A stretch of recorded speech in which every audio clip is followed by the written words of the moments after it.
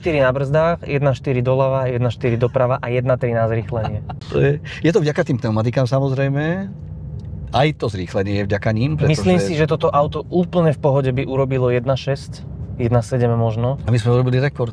1.5 urobí úplne základná kariéra, keď máš dobrý asfalt, že to tak nagripované dobre je, ale s 2 tónami skoro. Extrém. No skús ty prvý povedať, že čo si ty o tom myslíš, alebo ako by si rozanalizoval toto kolo, keď sme o sekundu necelú rýchlejší ako M5.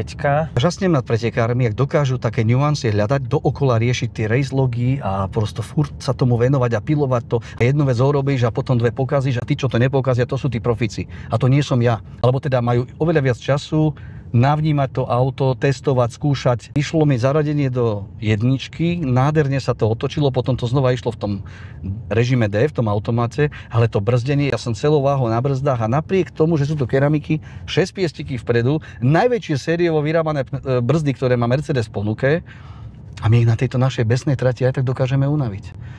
Neskutočné.